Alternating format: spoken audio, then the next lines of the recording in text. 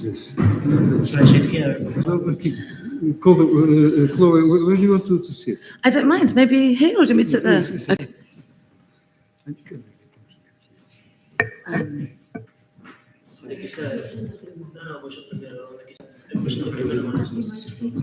Okay. Here, it's fine. Perfect. Esto es muy moderno para mí, ¿eh? Aqui lateralmente. Não, não tem. So, are we at the PowerPoint? Where? Talvez há... Where should they put the USB in for the PowerPoint? Esto es muy moderno.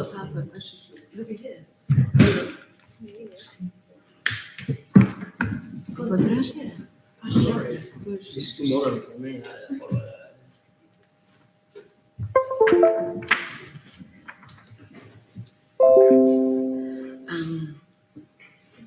Is it ready, Martha? Is it ready? I'm Kelly. Hi, I'll imagine. I do have. Yeah. Maybe we can put Yeah, both. let's try it. What I don't know is whether it's going to be going online. But at least we have it here in the room. So we should share it. Yeah. Do you want to give it to me and I'll put it in for you? Yeah, because mine, there is a problem with mine. What's the problem? I don't know if I knew. That, okay. Ah, here it is. Which one is the... You might want to put it onto the desktop. Yep. There you go. Okay. I think so. Well,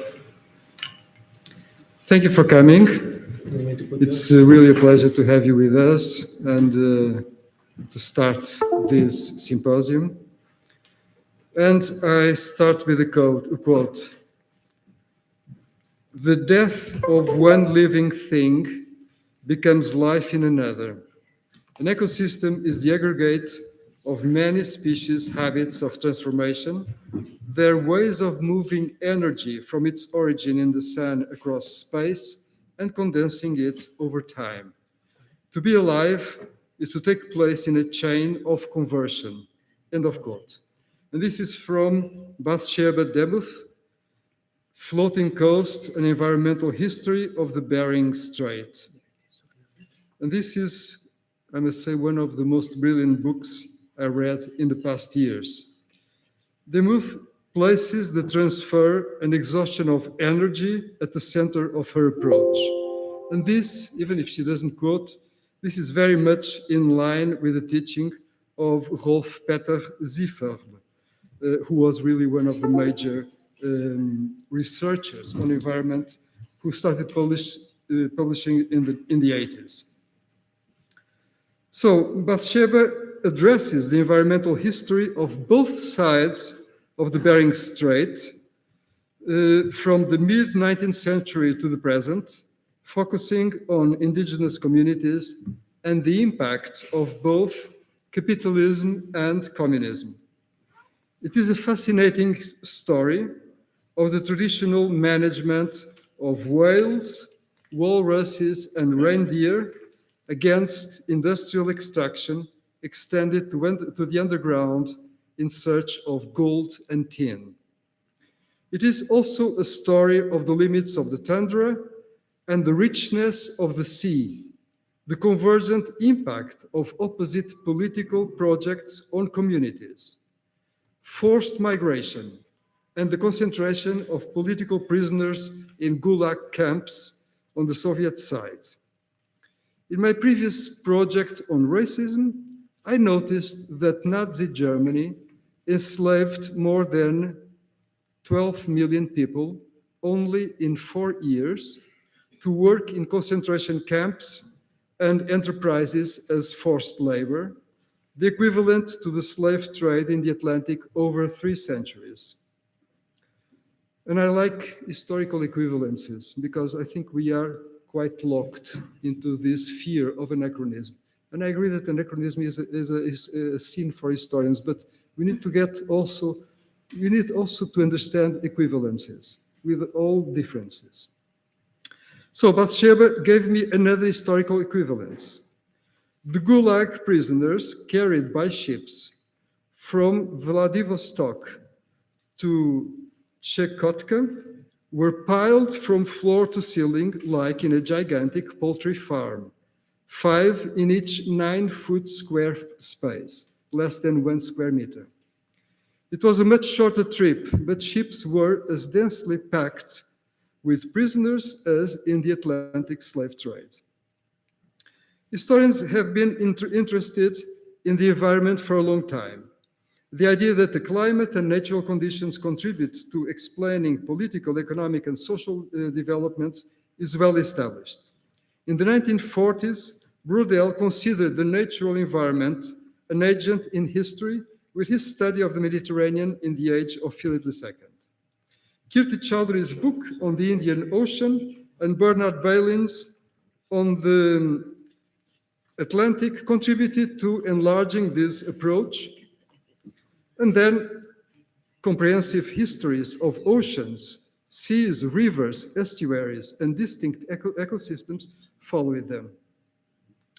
The debate on the global 17th century crisis triggered by climate change, and we know that temperatures below average occurred, volcano eruptions in different parts of the world. So this 17th century crisis has concentrated and the debate has concentrated on local economic impact and political responses. And we know the book by Geoffrey Parker, who developed this study.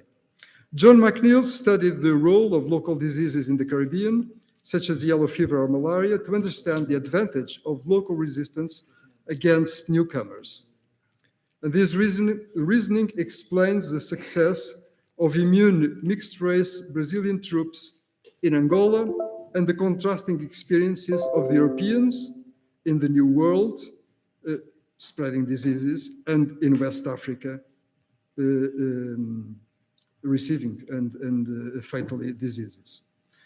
In the early 1970s, Alfred Crosby launched a different approach focused on European migration worldwide, which triggered the transfer of plants, animals, and pathogens across continents after 1492.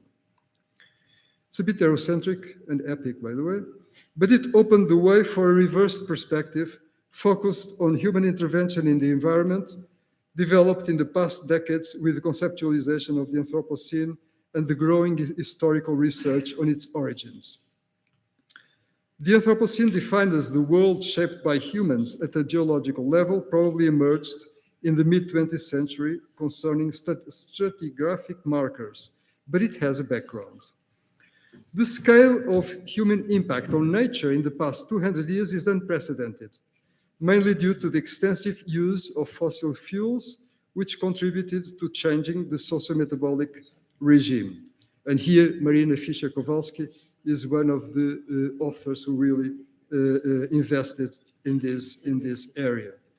The role of chemistry in the industrialization of food, for instance, can be traced to the mid-19th century. The impact on animal and human metabolism has been devastating. The contamination of soil and subsoil, the atmosphere, and the ocean is pervasive. We are beyond the issue of sustainability of the development model. It is essential to study the long-term consequences of human intervention.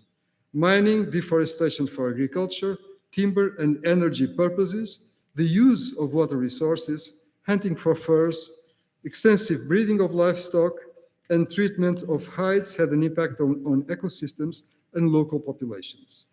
Richard H. Grove has highlighted the role of European empires in transcending boundaries and creating interconnected spaces, which impact nature, exposing limitations of global resources. The rapacious process of reducing nature to resources extracted to sell on the world market and labeled rightly as extractivism diluted the dichotomy between metropolis and colonies. The emerging consensus is that we must approach both natural conditions for human activity and humans' impact on the environment.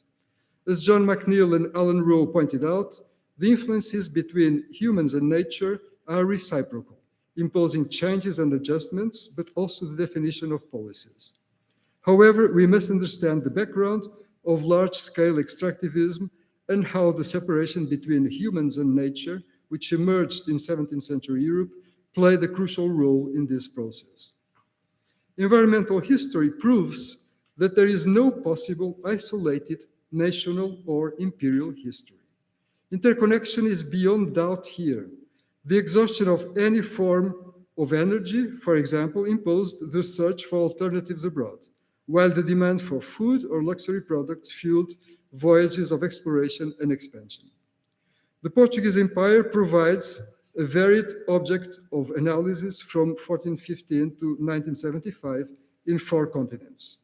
Although there are many important studies on deforestation for extraction of timber or collection of dyestuffs, or the impact of the plantation system in the Atlantic, as well on the consequences of mining, naval construction, railways, dams, electricity, pollution of water, erosion of soils, harbors or rivers, we need reflection on the long-term intersection of these lines of research.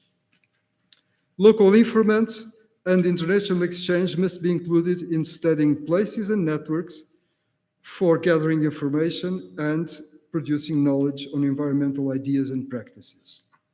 Legislation to protect forests and the environment must be compared to other imperial experiences. The integration of local populations in this analysis is crucial. Dispossession and privatization of communal property are related to the disruption of ecological systems. Indigenous rights are part of the debate on environmental rights. Human migration and traveling favor the transplant of plants and animals. All had specific and interconnected agencies to be studied in precise contexts. The idea of a symposium to discuss these significant issues has a clear goal to publish the results of this reflection, supporting current efforts for interdisciplinary research and a deeper synthesis concerning the history of imperial impact on the environment and society. This program reflects the availability of researchers and my own limits of information. Only after I had organized the symposium, I realized that there are 3 very good researchers here in England working on parts of the old Portuguese Empire. Beyond the richness of many areas and the scrutiny here, I identified the need to consider water management, cod fishing, or whale hunting. I hope to transform this symposium altogether into a collective initiative of research. At the end of this symposium, we will have a better view of the gaps to be filled, and new invitations will follow. We will also try to create a research platform for everybody to exchange information in the future. Thank you. And I would like also to thank my dear colleague, Chloe Ayrton, who from University College London, who accepted to come and share this session, and she will talk about the next panel. Thank you. Thank you so much. Can everybody hear me? Thank you so much. Welcome everyone to this first panel of this really wonderful symposium that Professor Bethencourt has organized for us.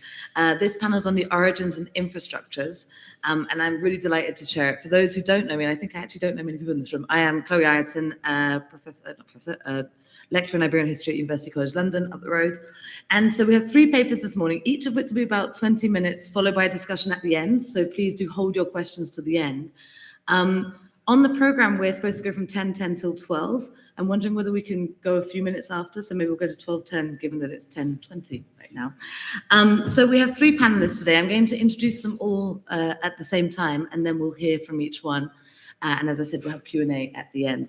So our first panelist is Gabriel Daviles Rocha, who will be presenting a paper on Expansion Reconsidered, Eco-Material and Political Transformations in 15th Century Atlantic Corridors.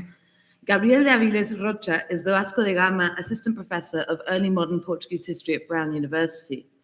His comments today are drawn from his current book project under contract with the University of Pennsylvania Press with the working title, The Atlantic Acceleration, Making Empire and Insurgency from the Global Commons 1400 to 1550, which I must say we're all very excited about. He recently edited a special issue of the Revista Tempo with Leonardo Marques, titled A Historia Ambiental do Capitalismo no Mundo Colonial Séculos 15 to 19. I'm not quite sure how to say that in Portuguese, sorry. And his article, The Uncertain Atlantic, African and European Transformations of São Tomé, circa 1533, which he co-authored with David Wheat, and it's forthcoming in the Culture and History Digital Journal. Unfortunately for us, Gabriel is unable to be here today, so I have offered to read his paper, and we'll be recording the session so that I can send him any questions and comments that emerge in the panel discussion. So please do ask questions and make comments about his paper, and he will be listening to it later on. Our second speaker, sitting here next to me, is Goldo Trapaga Monchet, who will deliver a paper titled Conservation or Destruction, Revisiting the Environmental Impact of the Shipbuilding Industry of Lisbon and the Sugar Industry in Madeira Island, 15th to 17th centuries. Goldo Trapaga Monchet is currently an associate professor of early modern history at King Juan Carlos University in Madrid. He is currently interested in the multiple uses, management, and conservation of the woodlands and royal forests in the Iberian Peninsula from 14th to 17th centuries, especially with regard to shipbuilding, which I must say is a fascinating area of research. Goldo Trapaga Monchet is a co-editor of the recent volume titled Roots of Sustainability in the Iberian Empires, Shipbuilding and Forestry, 14th to 19th Centuries, which was published with Routledge in 2023. And he has also co-authored an article titled Forest Policies, Administration and the Management of Leiria, Pinewood in Portugal. Sorry, my pronunciation's all over today. 13th to 18th centuries, that came out in the Journal of Management and Organizational History. So we're really looking forward to your paper. And then finally, our final panelist is Professor Amelia Bologna, who will present a paper titled Environmental Impacts of the Historical Uses of the Seas, the Portuguese Seaports, 1500 to 1800. Amelia Bologna is professor at the Department of History and Political and International Studies of the Faculty of Arts of the University of Porto, and a researcher of CITSEM, Centro Transdisciplinar Cultura, Espacio y Memoria. Her scientific interests include seaports, history, migrations, transfers and flows between different continents and oceans, informal mechanisms of empire building, women as brokers and go-betweens in overseas empires, and the environmental implications of the overseas European colonialization. And she was the principal investigator of the research projects on the history of northwestern seaports, 1400 to 1800, and has also co-edited recently with Josep Pujol Andreu a special issue titled Global Circulation of Species and Biological Innovations in Historia Agraria, which looks really fascinating. And among her also publications is a notable co-edited volume, Seaports in the First Global Age, 15th to 18th centuries, Portuguese Agents and Networks, as well as various articles exploring environmental history and methodology, which I found very interesting as well. So please, could everybody join me with a round of applause to welcome our panelists, and then we will open the floor to Q&A after the presentations. Thank you.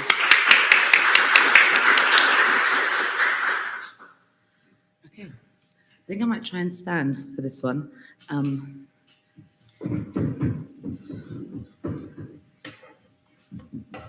Okay, I think this can work. I'm now Gabriel. So please bear with me. I have read this prior to reading it right now, but of course it's not my writing, so hopefully I get everything right.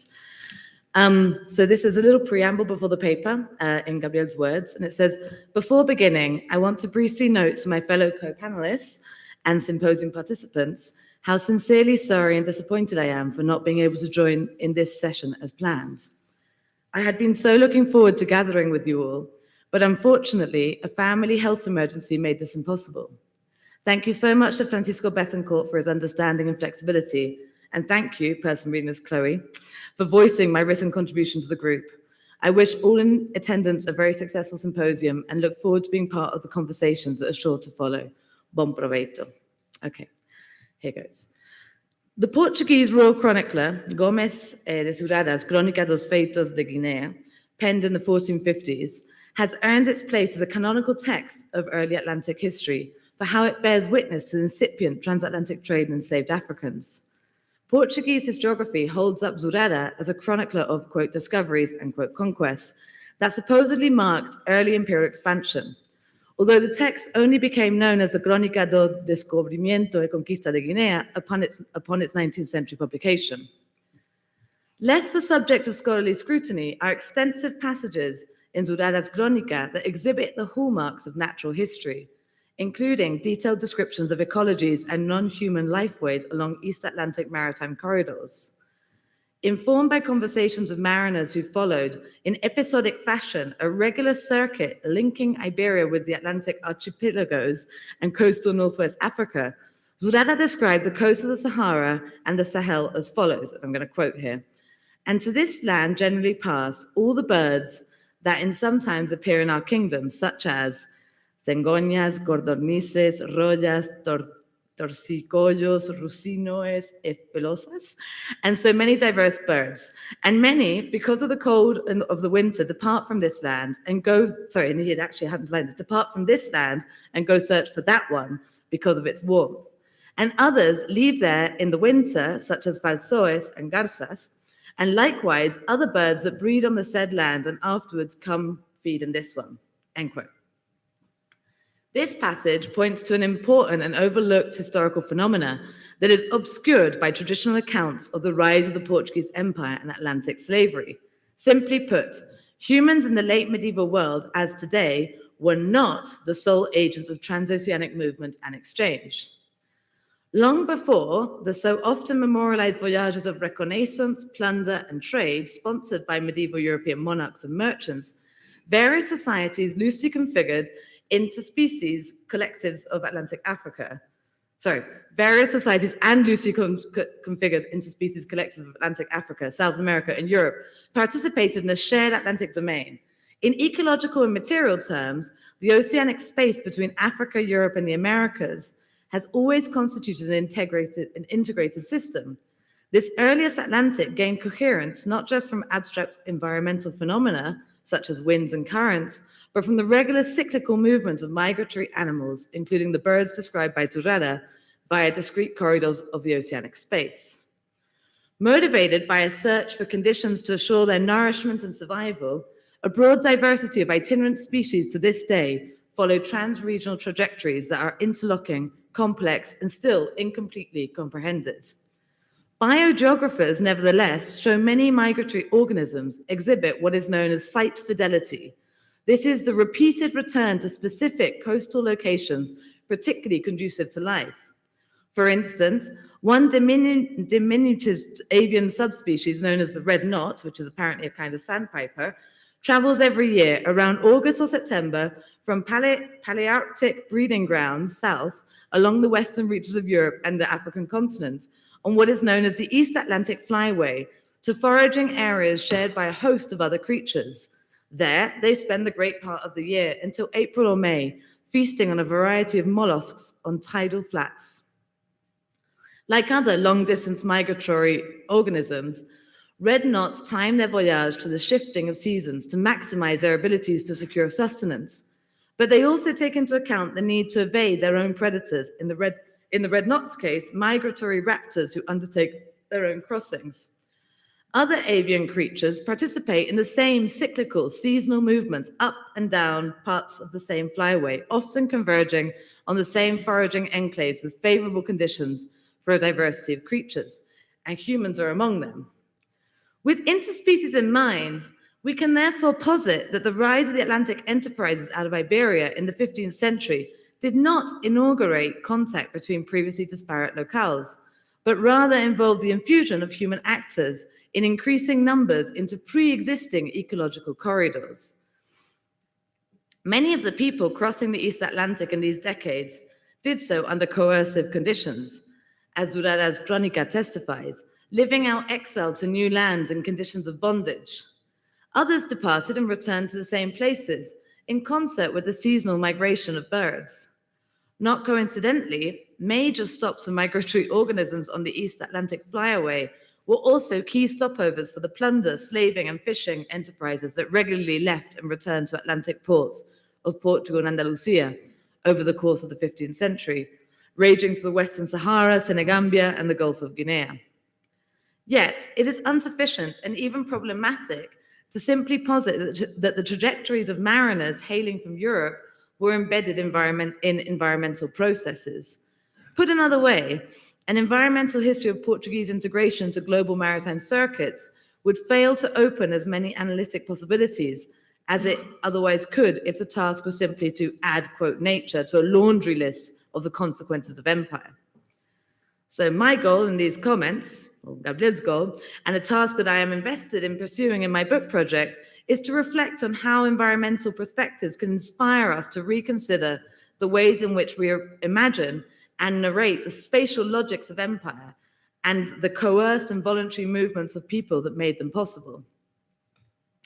In the case of the 15th century Atlantic, The normative vision of the maritime world that historians have inherited is of a space in and through which European navigators spearheaded enterprises of, quote, discovery, exploration, and expansion, end quote.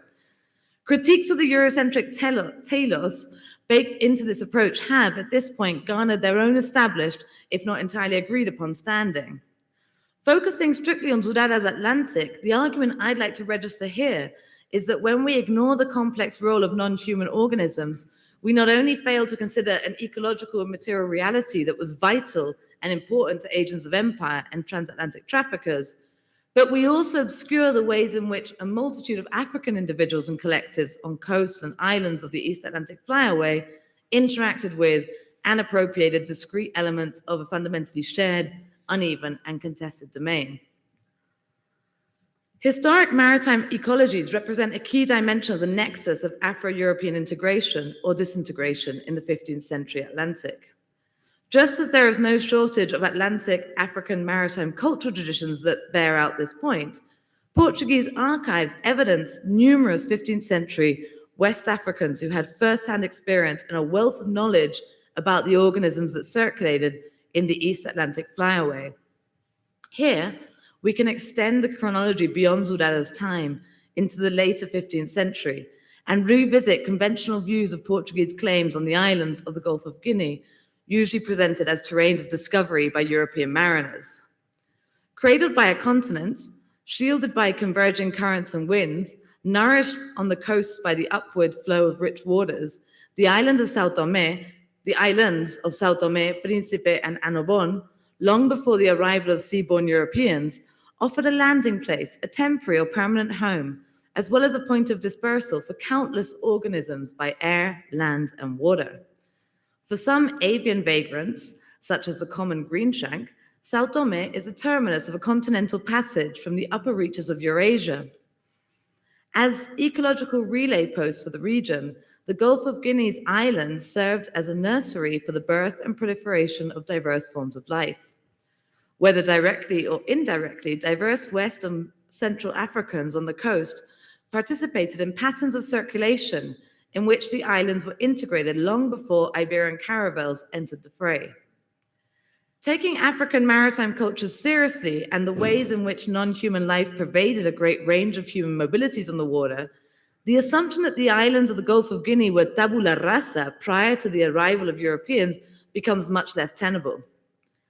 In a revealing anecdote shared widely by European mariners in the last years of the 15th century, 3 African fishermen working the waters beyond the Congo River estuary were said to have been sent off course on their vessel by, quote, windstorms and currents, end quote, to Annobon Island.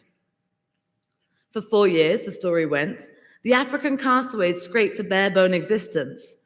When 2 of them perished, the sole survivor lived another 3 years, sustained by freshwater springs and insects found in rotten logs that he skewered and dried in the sun. He may have also found sustenance from turtles or their eggs reported to hatch in large quantities on the island's shores every year. Likewise, he may have gathered edible plants and fruits, hunted for birds and small game, or fished in streams or coastal areas with makeshift implements. Ultimately, the unnamed African mariner greeted the first Portuguese arrivals on the island in 1494, having survived in the company of others and subsequently by himself for a total of 7 years. This tale, likely told many times before it was recorded by the Lisbon-based geographer Valentin Fernandes, reveals how 15th century European mariners and their interlocutors recognized African seafarers' ability to leverage environmental knowledge for their own survival and gain. Other sources point to specific African or Black diasporic individuals who were contemporaries of these anonymous castaways. One person, known as João Martins, quote, Black Christian slave of Alfonso Gonçalves, end quote, certainly came to know the waterways linking Sao Tome, Mina, and Benin, not to mention the organisms that regularly traverse those distances.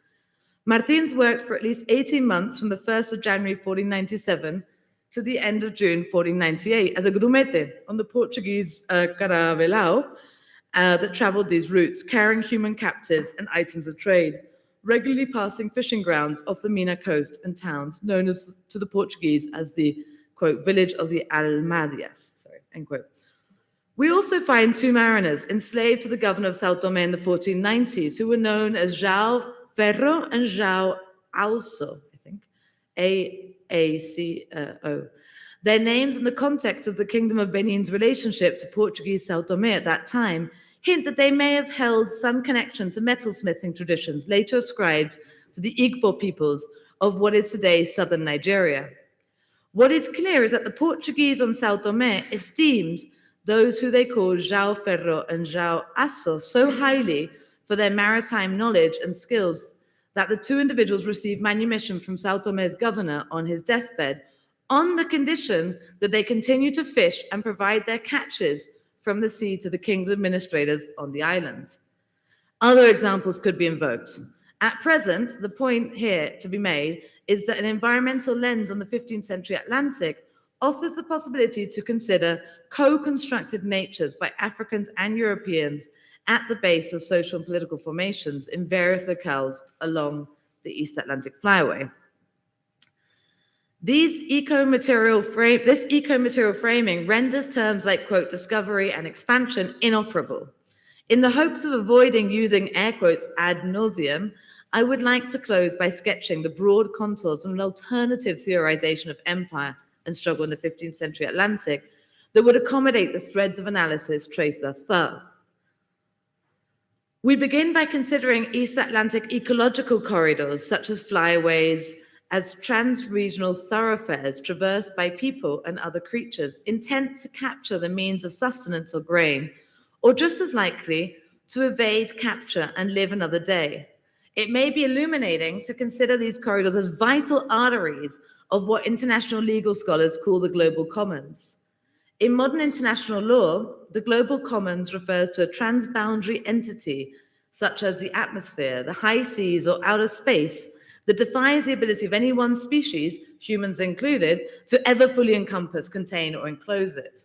In my rendering, the global commons stands in as an unbounded, necessarily collective domain where humans and non-humans seek sustenance and empowerment in markedly different, sometimes complementary ways. The 15th century East Atlantic Flyway, in other words, could be productively seen as the global commons. It's worth distinguishing the global commons from the classic commons scenarios debated by social scientists like Garrett Hardin and Eleanor Ostrom. This literature on the commons tends to look to bounded spaces, a particular pasture, a forest, or fishery, and influenced by normative assumptions of scarcity and individualism, assumes teleologies of their dissolution or perseverance as a question of, quote, management principles. Thus, we have scholars of the commons heaping attention on the modes of access to a common pool resource area, weighing the pitfalls and promises of regulatory regimes, whether self-organizing or imposed by local, regional, and or other state institutions. Many legal theorists bring some of these same concerns over management to their thinking of global common scenarios. By contrast, an eco-material historical treatment of the 15th century Atlantic as a global commons reveals a diffuse interspecies domain characterized by ongoing circulation. Enclosure or domination is not an option in the global commons. Neither is utopian thinking necessarily useful, as we are discussing spatial formation that has never been an inherently egalitarian arena where access and resources are open to all. The global commons of the 15th century Atlantic was a place of interspecies movement and struggle, of capture and evasion, of episodic attempts to appropriate and accumulate material goods for purposes of survival and profit, and often in the realm of human endeavors of legal and political maneuvering to maximize the ability to mount future enterprises. It was a place of disjointed and truncated political projects of small or mighty scales undertaken from various centers of gravity in Africa and Iberia, distributed across the East Atlantic Flyaway. By fishing and navigating the waters of the Gulf of Guinea and the rivers that fed into it, the nameless African mariners who lived on Annobon as castaways for years, or the enslaved African maritime laborers like João Ferro and João Aço, who worked within the nascent Portuguese colonial presence in the region in the late 15th century, all can be seen to have carried forward pre-existing African modes of intervention into the global commons. They bestowed meaning, found purpose, and devised a multitude of techniques to derive sustenance and power from the global commons. Most likely, they wove elaborate belief and knowledge systems around perennial phenomena and visitors that became visible with the passing of the seasons, comparable perhaps to Zurara's description of bird migrations decades earlier.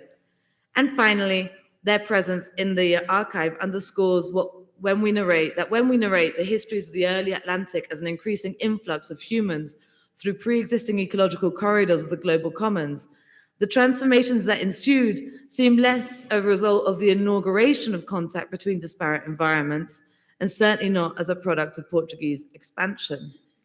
Rather, approaching the 15th century Atlantic as a set of transformations in and through the global commons allows us to follow the gradual crystallization of political and economic systems of domination over people and nature that gain coherence from the acceleration of interchange and the distributed intensification of struggle.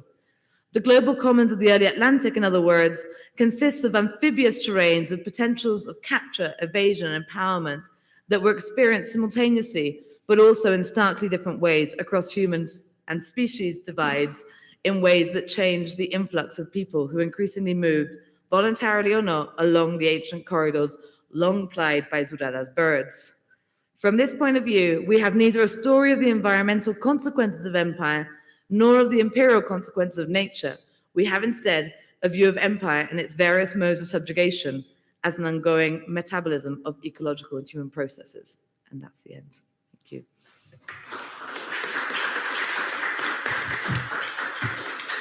As I said, we'll be taking questions at the end. So.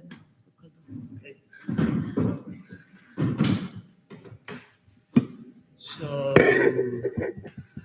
here it is. So first of all, thank you very much to Professor Francisco Bettencourt for his kind invitation as well as for the challenge he posed, because it was, I need to admit, it was his idea to address the case of Madeira, something that I am still a bit skeptical. However, it has opened, even for me, several research paths, so I really appreciate.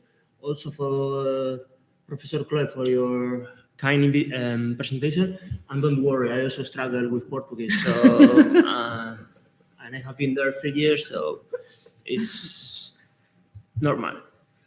Okay, today this paper intends to address the socio-ecological realities of shipbuilding and sugar industry in Madeira by first unraveling the roots of deforestation for shipbuilding, something that I will pass very fastly. Secondly, to address the political ecology of both cases. And last but not least, revisiting the environmental impact in the forest landscape. I argue that there were three processes that converged in order to increase the idea of deforestation in early modern Portugal. The first one is the forestry legislation, for which I read almost all or large part of the archival sources, including those published by Carlos Baeta Neves in his 7 volumes of Historia Florestal. The first reference to the idea of destruction, disminusao of the woodlands was done in the 50-30s for the monasteries, and by mid-60th centuries it became predominant for the royal forests. The second one are the Portuguese foresters and authors of 19th and 20th centuries, in which here you have a couple of them, and due to limitations of time, I will not go in depth. Of these ones, only one mentions shipbuilding as the main element of deforestation in early modern Portugal, which is this essay that you can see in the slide. And last but not least, the writers and foresters from abroad, with a very important role of the Germans on the English. All of us, we know who is Karl von Wehr, sorry for my super German, in which basically 3 of them, they said that the Spaniards and the Portuguese, they hate the trees. So it's like we go to a tree and instead of hugging the tree, we just kill it because it's what we do naturally. So it's more a moral degradation of the Mediterraneans rather than environmental issue. And a key question, and this explains largely the rate of deforestation, is what is a woodland that Bernard Ferno put, and with which to which we will return afterwards. This map reflects the provenance of timber for shipbuilding in Lisbon from 5080 to 6040, according to the archival evidence that I gathered for 8 years. We'll focus on this territory. By mid-15th century, if not earlier, by times of João I, for the preservation of the royal forest, the Portuguese crown had already around 300 permanent foresters, or monteiros and couteiros. During the kingship of Manuel I, the royal power over the royal forest increased at a time when, paradoxically, the royal forests were disbanded. Concerning the royal forest, in 1516 and 1521, the forest codes of Santarém and Óbidos, that already existed from 2 centuries before, were issued again with no mention to forest destruction or wood shortage. Under João I, the protection of existing woodlands became a must, and here is when we start to see the idea of deforestation. The policies were more focused on protecting the kingdom's woodlands and the royal forests, with hardly any policies on new plantings. The first law for plantings, of protection of a particular tree species came in 1546, with, all of us we know it, with the protection of the cork oaks located in the Tagus River. 18 years afterwards, it was extended for the Sado River from Setúbal to Alcácer Buçal, and in early 17th century, it was extended up to the border with Castile. As Carl Apun has correctly pointed out, the protection of a specific tree species entails the establishment of a hierarchy of trees, which gives priority to some socioeconomic activities, in this case, shipbuilding. The scholars has pointed out, including myself, the lack of forestry policies promoting the plantations of cork oaks or quercus suber, which can be regarded as a signal of the lack of a comprehensive policy. However, I argue that the opposite is closer to the reality. Why? The cork oak is a very delicate tree, and even nowadays the human-made plantations, they don't work out. It's a tree that regenerates basically naturally. Therefore, it is very likely that the Portuguese empirical know-how was aware of this reality and precisely prohibited those activities more prejudicial to the cork oaks. For instance, there was not any prohibition on the entrance of cattle. Concerning policies for plantings at countrywide level, regulations were passed in 1494, whereby each inhabitant of Portugal was allocated a number of trees to be planted within 4 years. Neither the number nor the tree species in question are known, because there is no surviving record of the law. The Vivareta has provided insights into its inefficient enforcement, and it's likely that the law was abolished, because it was not included in the ordenações. Therefore, it's necessary to wait to the law of the so-called Lei das Árvores, the law of the trees of 1565, to find the first path-breaking legislation on plantings that encompassed all Portugal.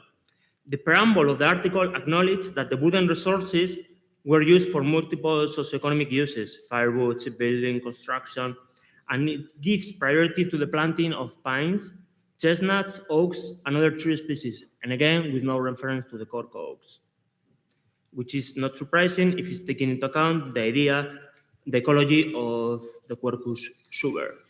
As for its enforcement, Antonio Oliveira proved that the plantings were carried out in Coimbra in late 5060s and early 5070s. And there are evidence in Torre do Tombo for Almeida, located in Guarda, and Algozo in Miranda. Therefore, the legislation of these two laws established the general framework, and its enforcement depended on each municipality.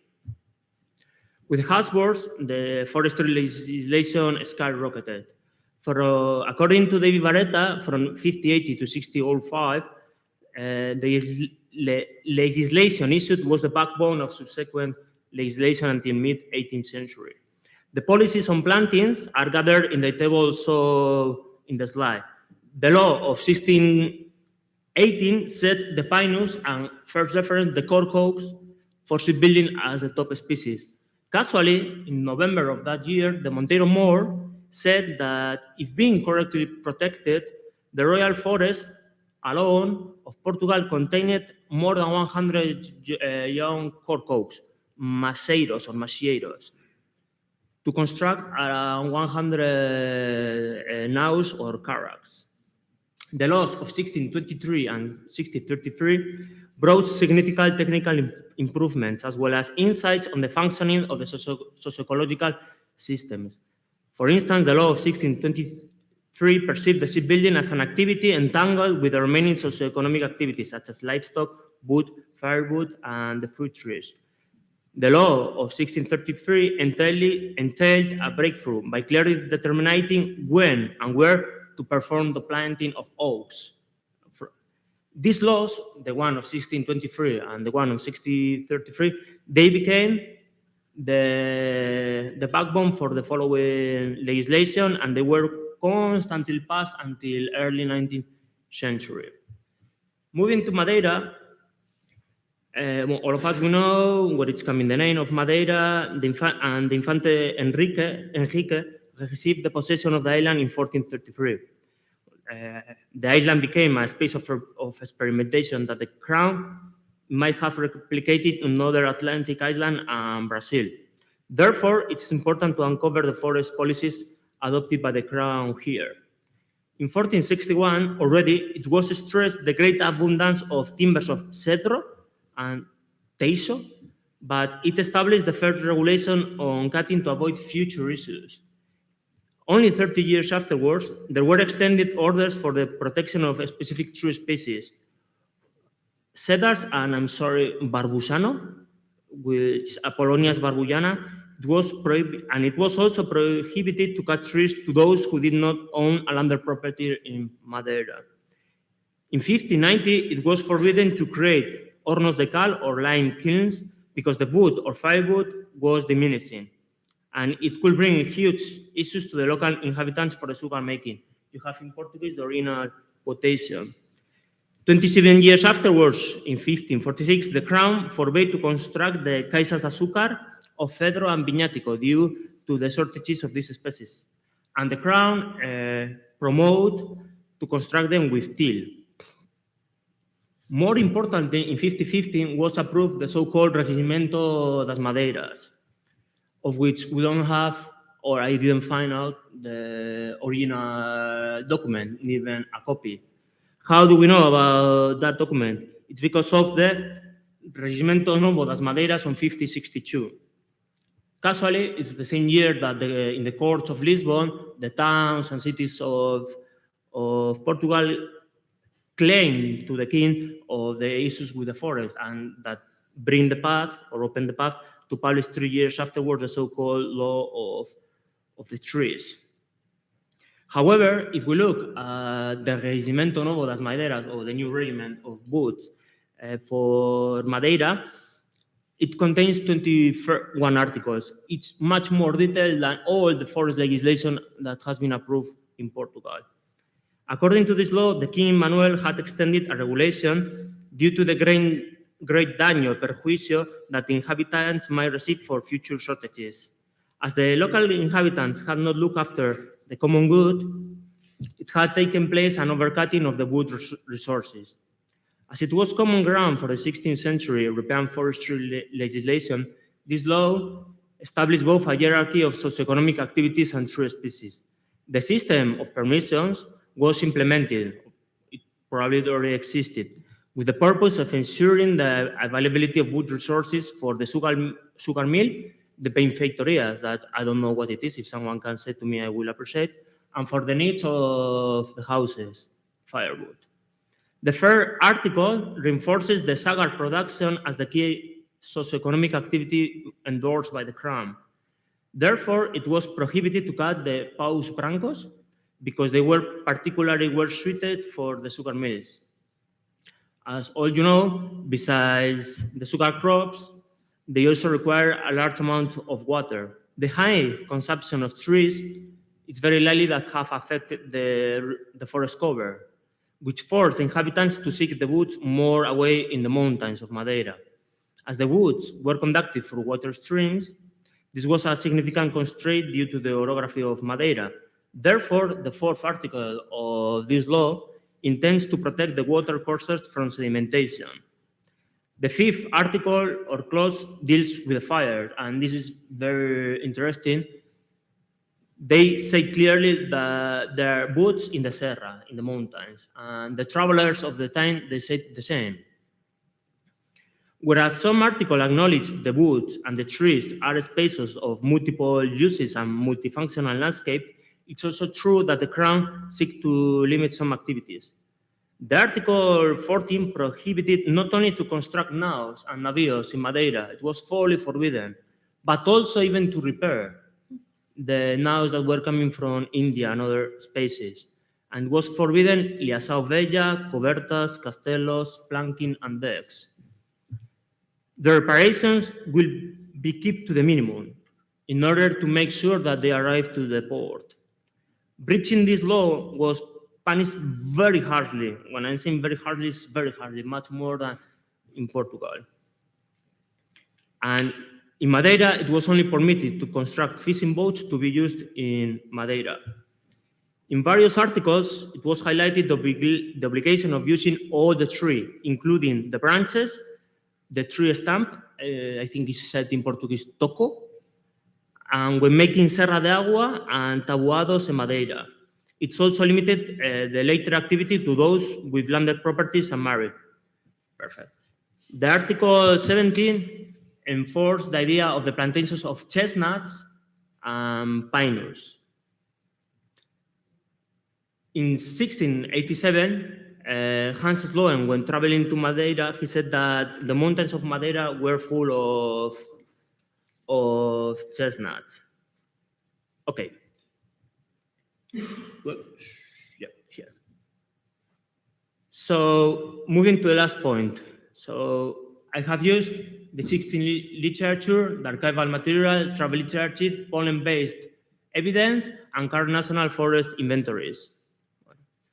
All of us, we are aware of the work of Alfred Cosby of how the exchange of animal and crops, so I will not go on it. The sugar cane started more or less in 4070s. There was a huge peak and exhaustion by 5020s or 5030s with huge strains of workforce, natural resources, and the soil. I have identified 4 variables to move forward. The first one is the study of the forestry legislation, to know the tree species used in sugar industry, to analyze the ecology and value of those trees, and to analyze the aftermaths and entangles between other geographies of the empire.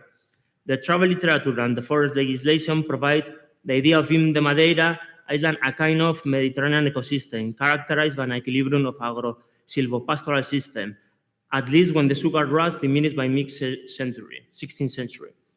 The regiment of the woods of 1562 states that at least in 2 occasions that the wooded areas were located in the serras, and the travelers mentioned the same. Unfortunately, I have not found out any proxy evidence for the vegetation, but there is some for Azores, and it has huge parallels. Briefly, it's very likely that the present-day landscape has been influenced by the land use patterns developed during the early modern, with great importance of the transformation that the sugarcane revolution had brought to the landscape. The interpretation of Jason Moore on the Madeira's crisis to the Portuguese ecological regime lies in the assumption that during the second half of the 15th century, mainland Portugal was facing an intense deforestation. However, how is this possible when there was not any reference in the legislation until a century later? If we move to shipbuilding and Lisbon, there is a very large literature that has blamed shipbuilding for being the main force of deforestation in early modern Portugal. But I think it's more important to start from the end, from the 19th century. What do we have at the end of the early modern period? You know, it's very challenging to address or to quantify the forest cover. There is a consensus that the guy in the picture, Bernardino Barro Gomes, was the founder of the Portuguese scientific forestry in the 1860s. He makes a very clear difference between arboricultura and silvicultura. Arbore, it's for fruit tree, and silviculture is what we understand as currently as silviculture. So those monocultures of specific tree species conducted and managed for the high production of timber. The same was said by other foresters in the 20th century, such as Mario de Acevedo Gómez. Such understanding entails that, for instance, the montados, okay, or the esas in Spanish of corcos, are not forests. They are something else. Oliver Raghans in 2006 said that the authors of the Enlightenment, they disregard the wood pasture as a bioma. That's overlooked. This might explain why the Matas Nacionales of 1847 and 1872 include 80% of pines. There are not that many mixed forests, and there is single one of corcos or Quercus ilex. This discourse went beyond the boundaries of the scientists and administrators. Gerard Perry, in the book he published, and I will be very fast, he said that only 2.9% of Portugal was wooden. What was a woodland? Pine woods, sotos, and carvalhais. However, if you pay attention to the Carta Forestal of 1910, the other way around came. By comparing both data, you can see here that at least 27% of Portugal in 1910 was a wooden area, including fruit trees and the esas. Here, the original data. Which regions were not wooden? Veja, Évora, Faro, and Porto Alegre. Casually, these are the landscapes where the places where the montados are predominant. If we pay attention to the impact of shipbuilding, you can see in the map that only few forests around Lisbon, the current Matas Nacionales of pine woods, were created and conserved for shipbuilding for centuries. If paying attention to the travelers, and here you can see all of them that I have checked, they came with the idea that Portugal was barely covered with wooden areas, except the part of northern Portugal up to Coimbra. The landscape from Elvas to Lisbon was a complete desert, okay? And the pine woods from Torres Novas to San Martinho, Porto, and Leiria were predominant. The proxy evidence provides the same idea.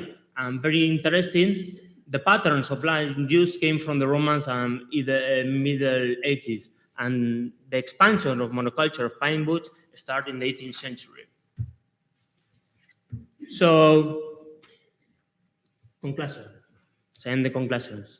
This research that I conduct with Raúl Romero Calferrada, we cartography all the limits of the law of Montero-Moro 1605 and those of the 5046 of the Corcock law. Afterwards, we made a calculation of how many trees could produce this land of the tree species used for shipbuilding in Lisbon. Well, the numbers said that Portugal was very capable of producing all the timber required for shipbuilding, with some doubts on Quercus suber. If we move to the cartography, here you have the pine wood of Leiria in 1769, and you can see the letter A, all this part, means are trees of 80 years, so which is the timber used for shipbuilding. So there was not at all a timber shortages. What we can say, there has been a creation or enhancement of the idea of deforestation in early modern Portugal. In Madeira, the woodlands were limited to the Serra. Finishing, the political ecology of the forest policies for both industries has some convergences and some divergences. Among the convergences, there is a hierarchy of trees, but this starts much before in Madeira than in mainland Portugal. Second, the idea of plantings, they were constrained mainly to pines, and in Madeira to chestnuts. As well, here it starts much earlier in Madeira than in Portugal. All the lands were regarded as multifunctional landscape of multiple uses. And also, again, here in Madeira is much more wealth and rich in details than in Portugal. And I finished by saying that the lack of that the forestry legislation adapts to the reality of each of the territories, in the cases of Madeira and Portugal. And the lack of policies for the core coasts implanted is because they had a very good knowledge on the ecologies of the trees. The same was said by the English in the 17th century when traveling in Madeira, and by the English when traveled to Porto in early 19th century, that the Portuguese, they knew how to manage by pruning and thinning and other management techniques, how to make the best of the pines, oaks, those trees located in Madeira. So thank you very much for your understanding and time.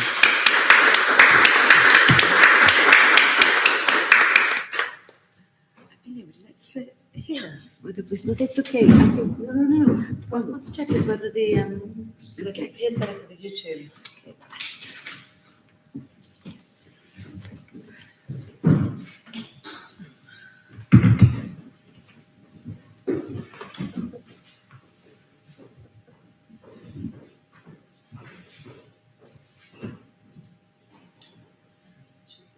Here.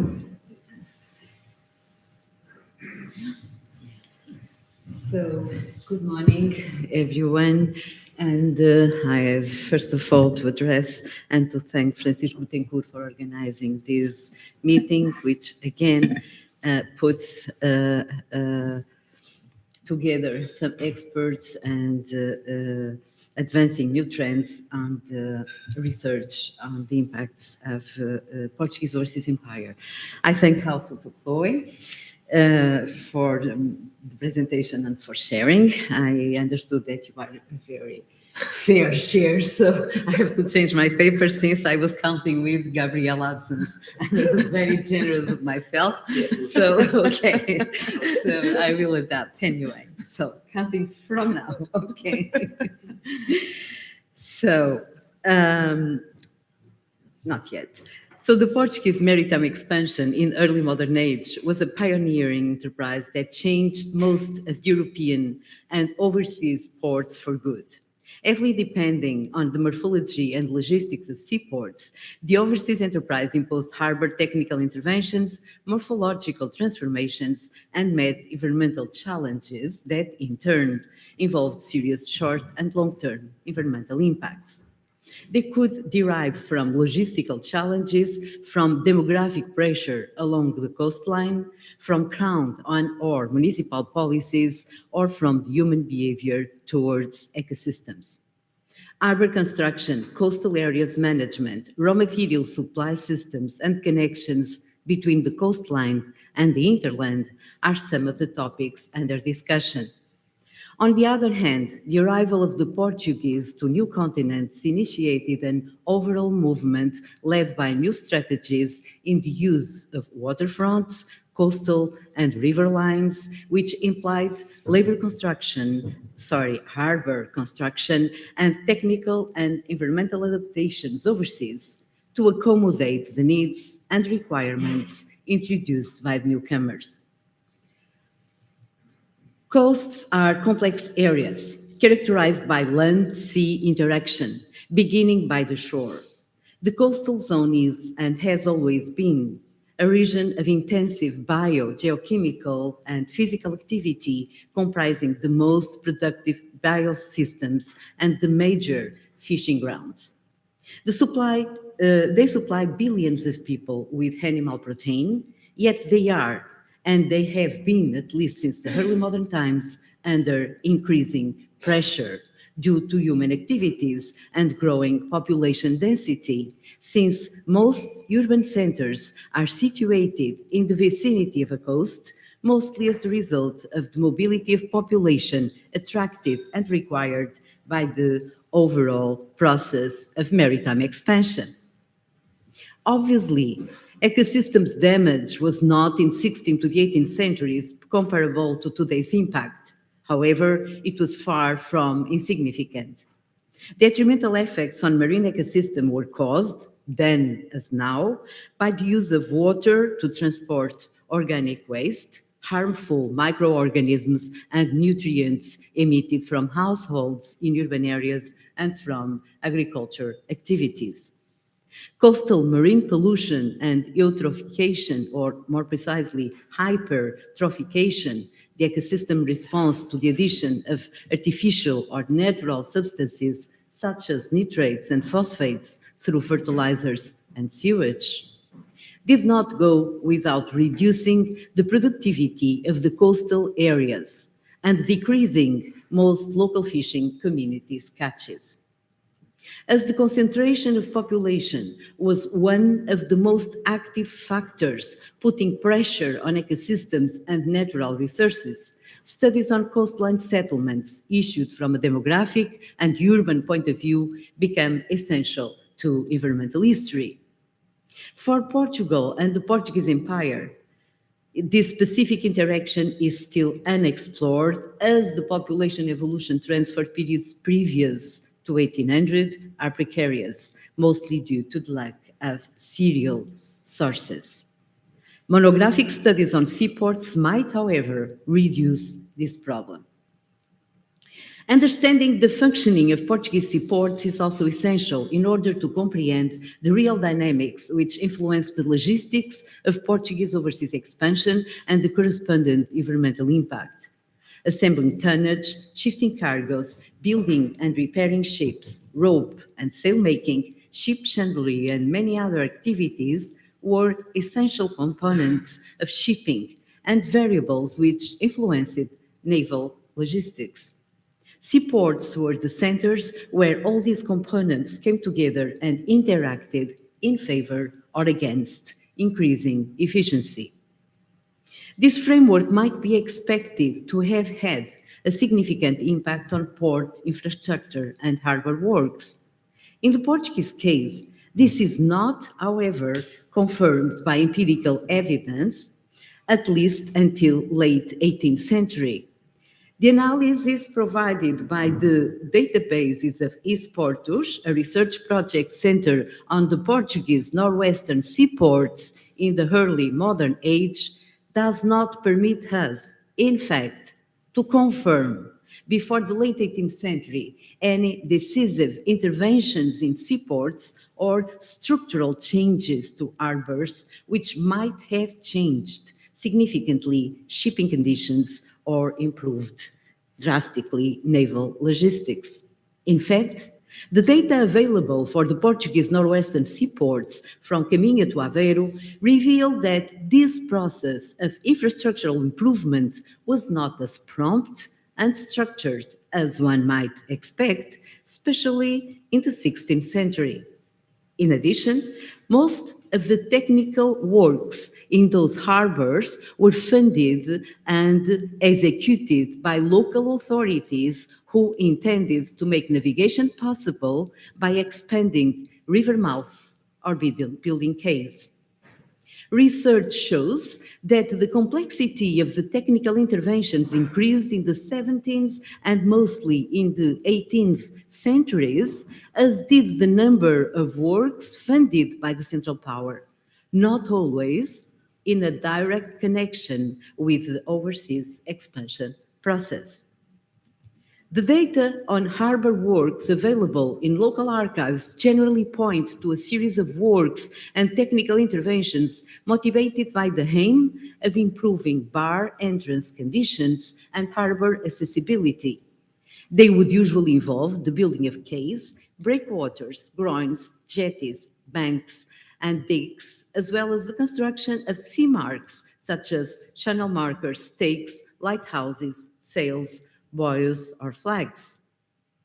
The number of projects dealing with the improvement of access to harbor entrances by creating navigable channels or destroying such geomorphological obstacles as, for instance, reefs, is considerable, but many remain unaccomplished.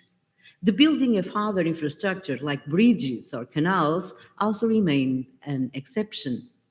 Many were planned during the 16th century, as in the cases of Porto, Aveiro, Vila do Conde, or Viana do Castelo in northwestern Portugal. They were, however, rarely undertaken. The expenditure required and the complexity of the enterprise exceeded municipal budgets by far. The Crown only began to invest during the 17th century, mostly for military reasons, and the 18th century due mostly to a spirit of infrastructural modernization under the auspices of Enlightenment. This brought to Portugal European engineers and introduced more sophisticated technologies and equipment. It also explains the abundance of projects undertaken. Due to their technical details, analyzing their plans turns out to be a valuable source of information for the study of geomorphological profiles of riversides and coastlines, a great way to approach, in long-term comparison, landscape and ecosystems evolution. Summing up, the 16th and 17th century public projects effectively undertaken did not require major investments or technological complexity.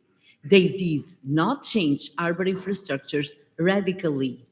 This does not mean that they caused no environmental impact. Difficulties of entrance into or exit from the harbor are the most common reasons for promoting a public project in a seaport, or more specifically, on harbors or wharves. Saltation processes are the reason given most frequently for technological interventions. The need to protect the city from floods emerges as another frequent reason. The discourses of the agents involved in those projects rarely reveal any specific environmental concern. Economic reasons and the safety of navigation were the motives which determined the planning of technical interventions in Portuguese seaports. The description of the process, however, reveals the existence of geomorphological imbalances ascribed to human activity. The consecutive building of mills, for example, the over-exploitation of fish resources, the diversion of river water for irrigation of cornfields in Entre Douro e Minho, the pollution of the entrances of bars by deposition of debris and ballast of ships, are some of the reasons more frequently pointed out by protective municipal orders towards ecosystems. In their explanatory memoranda, agents of the time attempted, in fact, to diagnose the reasons for salting, low water levels, or drastic or uncontrolled floods, which endangered the safety of people and goods. Interestingly enough, human actions were mostly held responsible for these situations through periods of drought or heavy rain are also mentioned as likely causes. This is in the context in which Portuguese local deliberations put forward already in the 16th century should be understood. They regard, for instance, the uses of shorelines for agricultural purposes in order to avoid salting processes in the entrance of the bars and harbors. Municipal ordinations can be very strict on that, and the same went for the discharge of ballast in the entrances to Portuguese seaports. Again, navigation issues rather than environmental or pollution concerns were the basis of these rules. Now you're going to see a series of photos that passioned me, and they show the effects on the river of the building of a water mill. In fact, the canal between two water mills. So this is not anachronic, Francisco. I think it's very interesting to show the effects, and they were as they were perceived in 16th century. Even the photos are obviously from the beginning of the 20th century. So small variations in the sea level, together with variations in sediment deposition, are seen by today's geomorphologists and climatologists as instrumental in changing the coastline, and conditioning bar entrances. Caution is required regarding the interpretation of levels of navigability of the rivers as an indication of high or low sea levels, or the statements according to which navigability is mainly associated with sedimentation.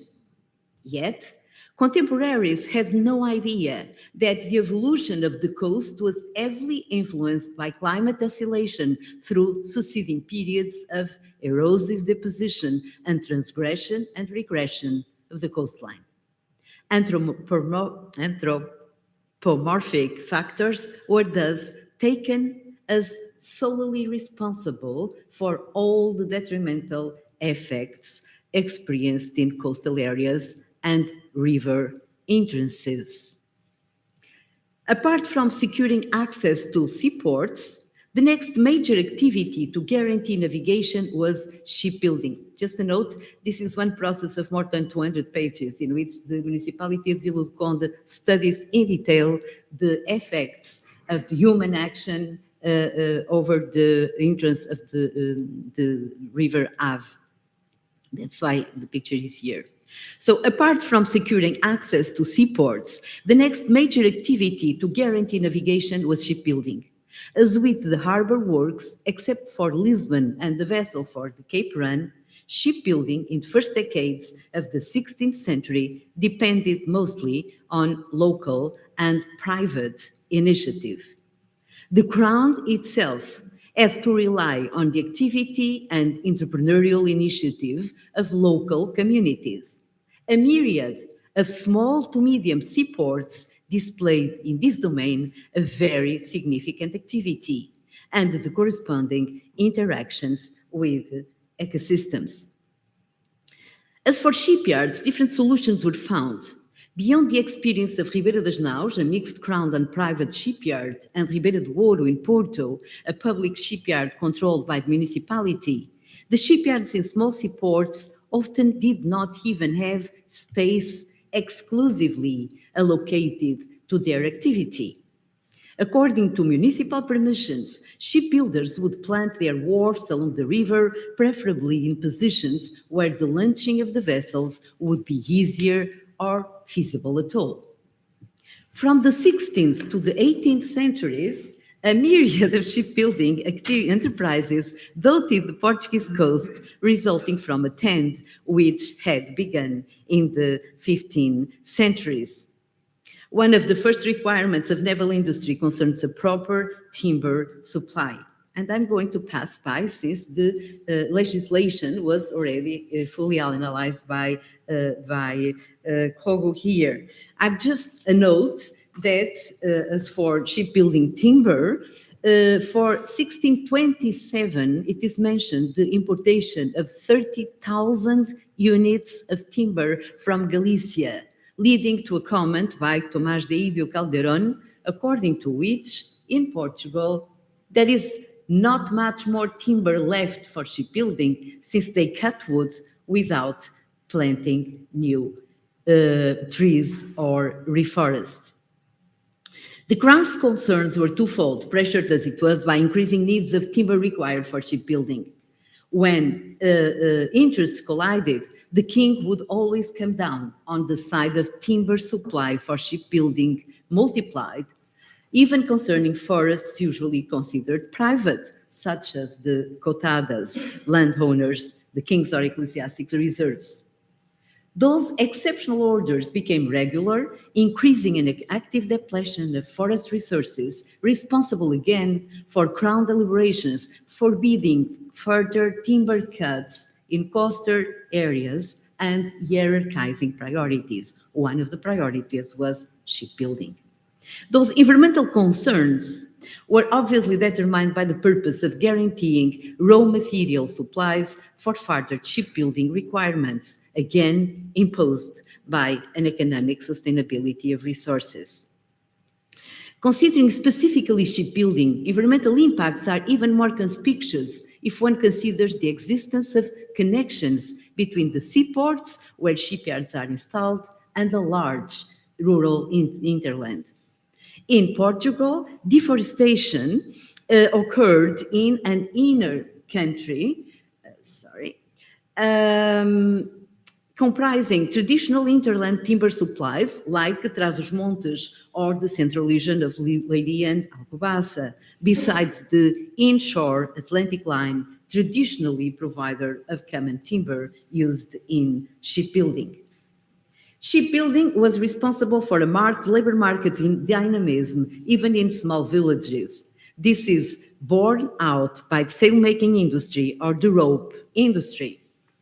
The sailmaking industry developed all over northern of Portugal, including rural areas, in an economic dynamic where weaving was no longer just a domestic or family activity. It was rather an industrial activity that aimed to export sailcloths to European fairs and to continental and overseas shipyards. This production to large internal and external consumption markets significantly affected not only the production models based until then on a domestic manufacture system, but also the rural economy. The creation of royal rope manufactories in Coimbra and Lamego, for instance, was itself responsible for the necessary increase of linen production, essential for both industries to the detriment of Portugal's traditional cereal-based economy. As it happened at the same time as the entrance of the American corn into the Portuguese agricultural production, a direct impact was felt both on markets, prices, agrarian production, and rural property structures, all of them creating new environmental backgrounds and involving quite significant changes in landscape. I'm going to pass this because this has to be as global impacts and the effects of the timber importation from Portugal, France, and England from Scandinavia. So this is just an approach to this thing. We can talk about it later. While this panorama can be identified in metropolitan areas of the colonizers, different patterns applied in overseas colonial settlements. Needless to say, just like autochthone people did not have a legal status in the eyes of most of the European colonizers, autochthone ecosystems did not have, mainly in the 16th century, any kind of regulation. Colgo is now contradicting me about Madeira, which is great, which might have prevented their exhaustion and extinction. Therefore, intense depletion of tropical forests to comply with European demands occurred in Portuguese settlements, both in the east, where building and repairing shipyards operated, in Africa, mostly the Atlantic archipelagos, or in Brazil. They were directly connected with the overall dynamics of globalization, which resulted in an active process of transferences based on navigation circuits. The colonial system depended on overseas, both for trade and for military and political dominance. Shipbuilding became a crucial activity overseas. The policy of incentives to shipbuilding, both in the kingdom and overseas, was in line with maritime predicaments of an empire in the making, competing with other empires. It was also based on knowledge transfer and on the appropriation, exploration of natural resources and local labor markets. Crown agents recognized the good quality and abundance of local timber, but even so, limited shipbuilding in Brazil for fear of losing control over trade. This prohibition, however, was not always enforced, since shipbuilding was allowed in Brazil in times of need. At an early stage, activities in shipyard of Ribeira das Naus of São Salvador da Bahia seem to have been limited to small repairs.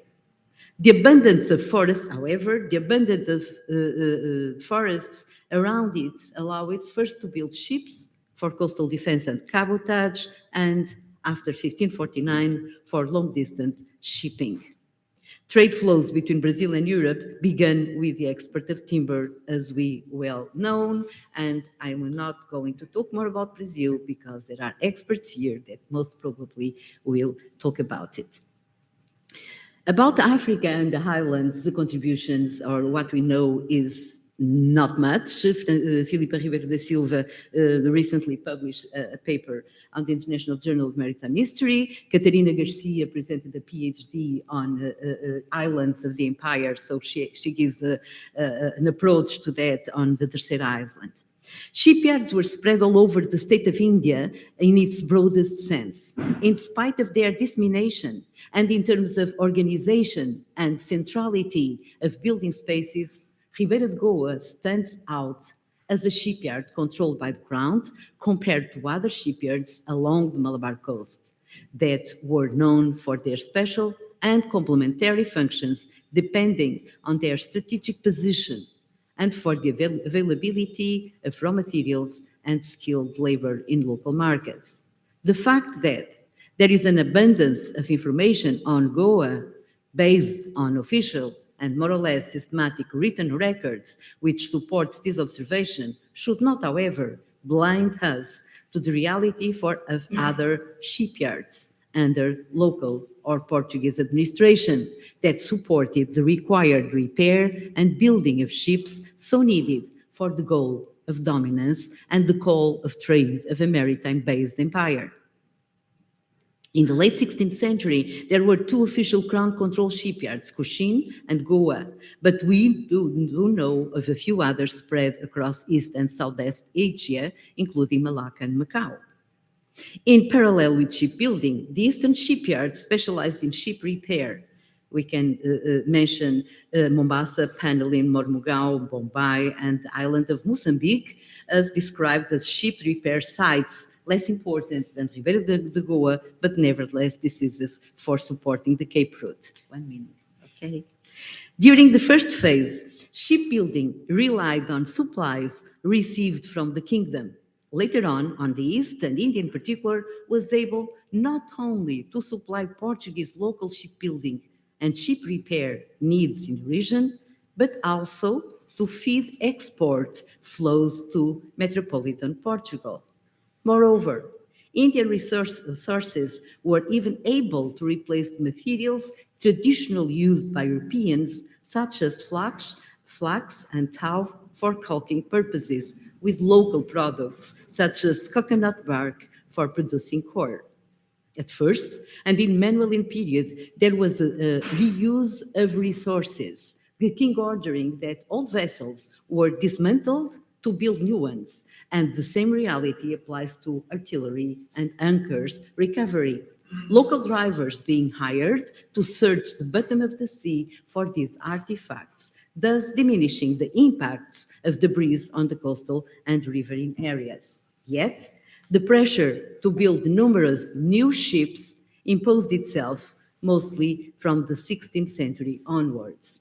The threats posed by other powers, the Netherlands and England, forced the use of private merchant ships to form naval fleets for defense, as ships were scarce, in particular in the Cape route. Timber, local timber was also used, and not only used, I'm just summing up, but also to export to Portugal. The supply of timber in the state of India declined around 1630 as a result of long periods of drought, which also had an impact on the availability of labor. The pressure for exportation of timber to Portugal remained still a heavy burden on the local forests and their populations. Complaints of lack of wood continued. In 1636, it was reported to the king that what little wood there was in India was not enough for construction in India, much less to send it to the kingdom. Imperial demands exerted obvious pressure over the depletion of natural resources in colonial settlements. English colonialism only amplified this installed tendency. Ecological systems also suffered from what we can call military guerrilla warfare, when an entire forest area might be destroyed, as it happened in Malacca, to prevent the Dutch from gaining access to the city, as acknowledged by Liliana Oliveira in her PhD thesis to be defended on July 28. Final remarks. While this study is a preliminary approach to the issues under discussion, there are many questions that remain unanswered. We dealt in this paper with historical data and historical perceptions, actions and reactions towards the environmental impacts of Portuguese empire, focusing on seaports, mostly in Portugal. There are, however, limitations for an early modern historian facing evidence from a pre-statistical area to debate environmental changes in coastal areas, seaports, and corresponding human response. Those limitations arise both from the historical sources available and from the methods historians are familiar with. Maybe one might leave it for further discussion later. Thank you.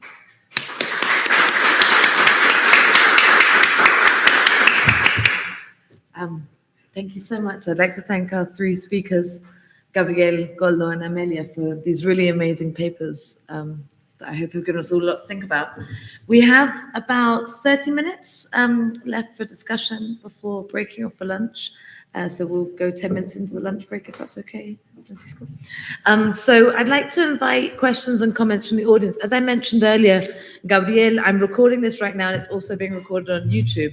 Gabriel will be listening to comments and questions, and will hopefully get back to you in due course, maybe not immediately. So when you ask your question, please could you just state your name and your affiliation, partly because I don't know anybody in the room except Toby, I think, and also so that Gabriel, who will be listening later, can kind of identify who you are and perhaps get back to you, and also, of course, for the benefit of our speakers. So perhaps we'll just start off by collecting a couple of questions and to see how it goes. Do these work? Hello? No. Marta? Maybe you could distribute the microphones across. Does anybody have any question or comment they'd like to start with? I'll be taking a list. I can't see anybody right now. Yeah, go ahead. And Toby. Okay, so I've got 3 questions to start with. There'll be 1, 2 for Toby, and 3 over here. If you'd like to, yeah, we'll go to the next round. I start? Actually, the lady behind you. Okay, all right. Hi, Katia Antunes, Leiden University.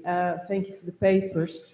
Not sure whether there's a question here, but there is a concern. I'm not sure whether I know what environment is as an historiographical and historical theme or subject of analysis. So perhaps we need to start there. Perhaps my second point would be, I hear a lot about actions of humans on the environment, the pollution of forests, infrastructural changes, river mouths, seaports, etc. I haven't heard yet very much on the environmental impact on humans and how that actually changed things. Amelia actually touches slightly on that when she mentions the engineers, but environmental resistance or adaptability to human change has pushed human action upon the environment further, and some would have claimed modernity even. And my third point would be, still having in my mind Bruce Campbell's opening of the World Economic History Conference in Paris last year, that perhaps environment is not something that you act upon, is something that acts upon you and you react to it. And from that interaction, societies change very profoundly. And in his address, he was very concerned on how victimizing environment may actually lead us to think that environment actually has agency. So these 3 points, definition, agency, and to which extent action, reaction to environment actually has determined societal changes, modernity, industrialization, technological development, concentration of know-how, etc., etc., etc. And for Francisco, perhaps merchant capitalism, but we'll get there at somewhere in these 2 days. Thank you. Okay. I'm José Vicente Serrão from Lisbon University Institute. Thank you all for your talks. I just have questions to you that are present, Amelia and Koldo. Just small questions to Koldo. I'd like to ask you if you have considered the long-term impacts of the sugarcane cultivation in Madeira, and namely if you have considered the time needed for the forest recover, the forest regeneration, because we know, of course, that Madeira, after the sugarcane period, have different other cultures there. So it was not the end of the Madeira after the strong impact of the sugarcane deforestation, culture and deforestation. So that is my question. And to Amelia, this is not proper, it's not exactly a question, but maybe a comment, because you have touched an issue that I think is one of the most important when we think of environmental issues in the early modern period. That is the balance between the idea of protection, the environment, like we think about that today, and on the other hand, the idea that was prevalent at that time, that was the idea of improvement. The idea was to improve, to make more, to make better, and not exactly to protect the effects of environment. Although they existed, mostly perhaps at the local level. Well, this is more a comment than a question. And Toby. Yeah. Toby. Thank you, everybody, for interesting talks. And I have two questions, one for you, Chloe, and one for Amelia. Well, I mean, Chloe, I find it very interesting, your talk. It's Gabriel's talk. Oh, it's Gabriel's. Yeah, I'm yeah. sorry. Okay, Gabriel's talk. Gabriel, my comment would be about Jan van Sina. Jan van Sina wrote a very interesting piece around, actually in the UNESCO History of Africa, about navigation of particularly West Central Africans, long predating the arrival of the Portuguese. And I think that would be a very interesting place to look for because Van Sina used a large range of evidence, not traditional text, because that's not what Van Sina did. So I think that might be an interesting place to look at some of the things you were discussing there. My question was around the idea of, to Gabriel, around the idea of co-construction. I mean, because the fundamental issue is that in the 15th century, Portuguese are really almost, I was going to say infinitesimal, but really it's just a redundant minority in West Africa. I mean, really there are hardly any Portuguese in West Africa at all. The numbers are, we see them in the sources, but their numbers, compared to the African population is really zero virtually. So is co-construction clearly becomes a theme during probably 17th century onwards, I would say, but I wonder how relevant it is in the 15th century. So that would be my question. And then for Amelia, the shipbuilding question and the Portuguese Empire. What about? I suppose is clearly within the realm of the ports, some of the impacts on forests is clear, but there are quite marked differences, for example, in Brazil to in Goa or Africa, particularly in terms of population. So we know that the 16th century is a time of massive depopulation in the Americas, 95% of the population, and that actually some have argued even that created a much bigger carbon sink. It's actually a time of reforestation in the Americas, not around the ports, but in the Americas, it's a time of reforestation. So I suppose what are the different local dynamics within that framework in that regard, which obviously is very different in Portugal, different in other parts of the Portuguese Empire, but that's quite a specific aspect. And I suppose just to respond to Katja's point about agency and reaction, I suppose that, the complete collapse of the Native American population in the 16th century, and the impact that may have had environmentally through reforestation and the construction of the carbon sink. I suppose the idea that humans are always in reaction to the environment, I'm not sure that example necessarily bears that out. Thank you. As wish. Should I start or no? Vos primero si quieres. Okay, we'll take some time, so Okay. lots of Should I start? Okay, I will be very, very briefly. Well, the three questions that Katia and Tunes posed, those are, as we said in Spanish, matrícula de honor. Those are something that require huge thinking on what's environment. The idea of environment as ecological reality didn't exist before 19th century. It's very likely. We can discuss on proto-ideas, roots of conservationists, and so on.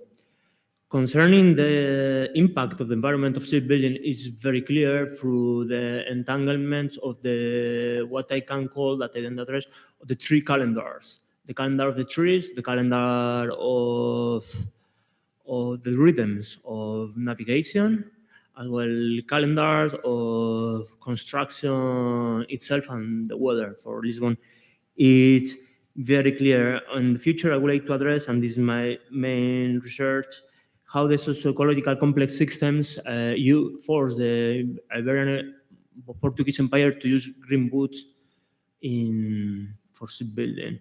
Concerning your question, Professor Serrao, a case of sugar industry goes well beyond my expertise. It's important to be honest in life. However, saying this, taking the framework of Jason Moore and others, the interconnections between the empires, something that, and the articulation of the empire, it seems that the sugar industry is something that put huge constraints on the soil, on the trees, but especially on the soil. I cannot give you right now an answer of how it works on the soil and the possibility of get back the forest to those areas that are deforested, because I don't know. I will need to analyze the ecologies of the tree species used there. However, I see clear, okay, from scattered data, so it's necessary to put them all together and to be more precise, that the forest landscape distribution currently in Madeira, it's very similar to those stated in the forestry legislation and by the travelers in the mid-60th century already. So if we pay attention to the relatorio final or final report, how it's called, this Região Autónoma da Madeira, there is a direct link between what they call the cultivated trees, so those are more European origin and are implemented where the sugarcane was, and the laurisilva, the natural forest, is restricted where the sugarcane was not, even nowadays. So it's a parallelism that requires further research. And the third point that we cannot forget, next year, 2024, the World Heritage Committee is going to analyze the proposal of the levadas, the water systems, if it can be considered as World Heritage in Madeira. And that's impact, positive impact, that the sugarcane has left on the infrastructure of Madeira, the famous levadas to bring the water from the top of the mountains toward the plantations. That's all I can say. So thank you so much for all the questions that are challenges and give me the opportunity to get back to a paper that I didn't read fully, beginning with Katya. The fact that definition is absolutely crucial, beginning with the fact that humans are part, obviously, of the ecosystems. So what I've written says something, we take it as agreed that environmental history deals with the study of the relationship over time between human agents and the environment, which results in changes in ecosystems. And the assumption that environmental changes affect humans themselves and their social dynamics in a reciprocal process is a parallel postulation. And there is lots of bibliography on this aspect, that this reciprocal relation and action and reaction. So I also state that recent historiographical projects and multidisciplinary teams have also been researching, for instance, the impact of floods, typhoons, earthquakes, and droughts on coastal communities. And the French historiography is really good on that, working mostly with the coast of Bretagne. Yes, obviously there is another dimension that is important. I could have deal with that aspect, but I have to choose the topics that were to be dealt with. I would say that going with this same approach, I could answer or try to answer Toby's question about what things are different in metropolitan Portugal and in different colonies. That's why I also stated that finally, yet importantly, even if environmental phenomena learned from a global analysis, neither global history nor world history can exist without interconnecting with local, regional, and interregional scales. Accepting this rationale implies, therefore, that no historical phenomenon, even if on a world and global scale, can be understood without observations on a local or regional base. It is at the local level that the effects of global phenomena can be identified and be scrutinized. What I mean is that, obviously, cultural, not only economic, but even political and cultural trends in place in Americas, in Africa, in the East, are going to influence, obviously, this kind of agency over the environment, all the kinds of economic interventions that leads or not lead to depletion.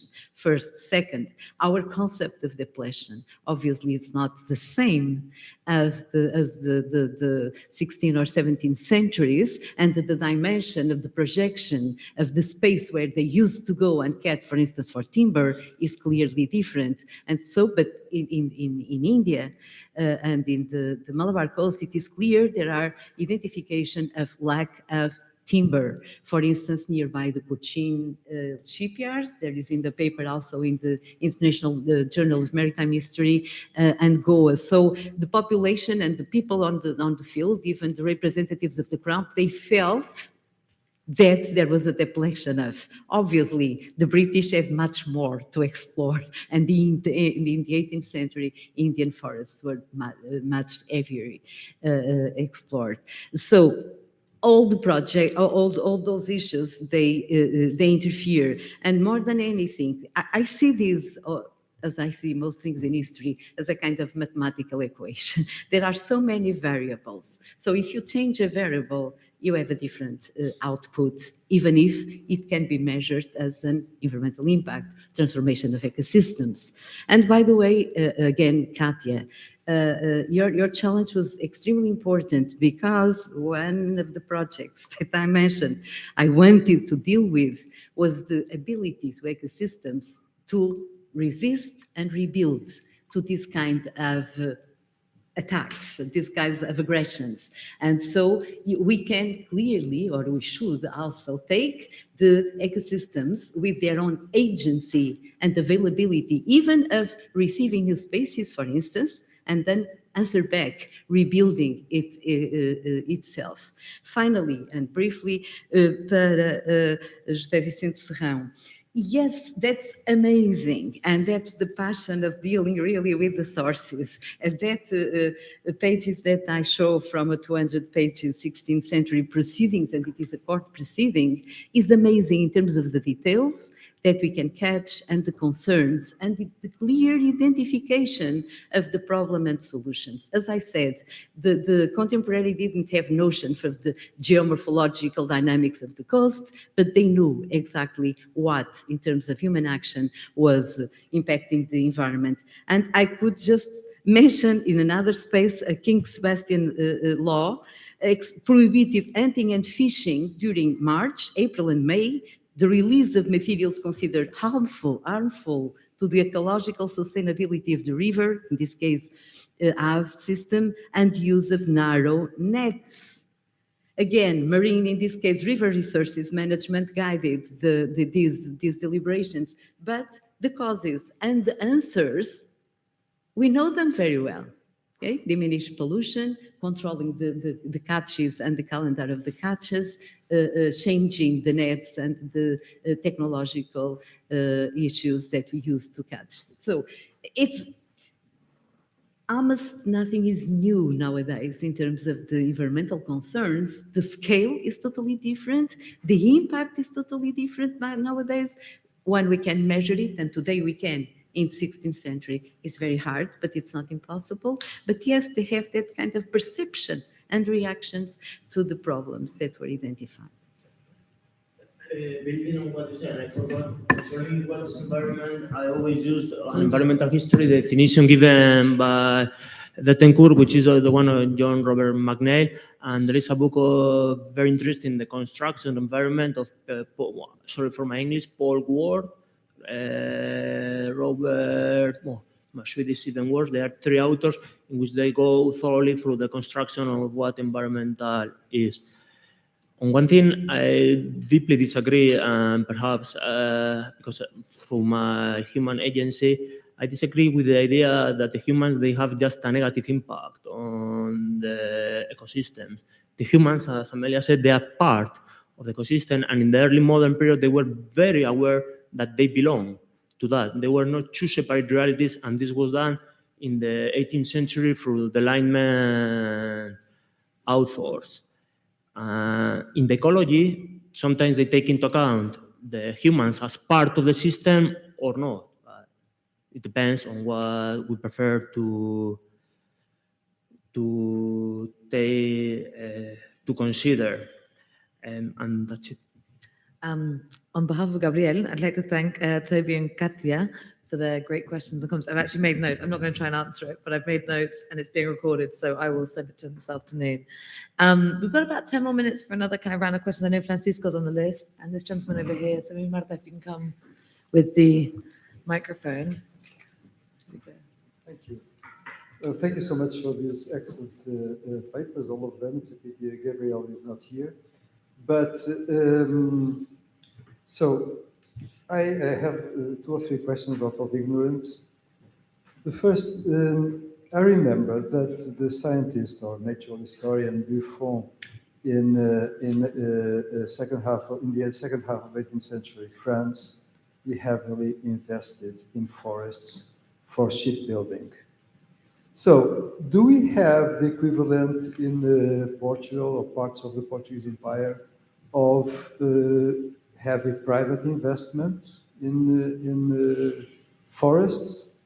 And how was the impact of this private investment in collective land, communal land, and all that? Second question. The management of woods. So it's quite early.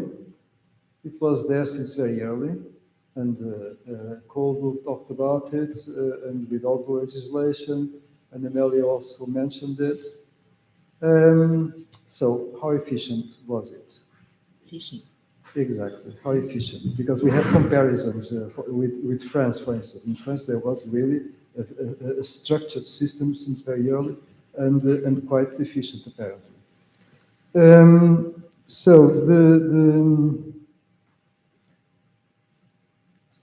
So there was another doubt about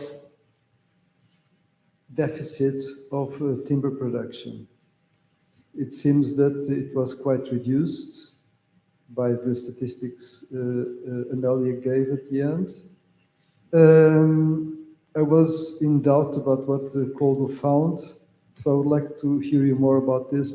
And how much do we have? Because I saw that Amelia has these tables about imports of timber and metal for shipbuilding and all that. So do we have an idea of the percentage or how it evolved of import?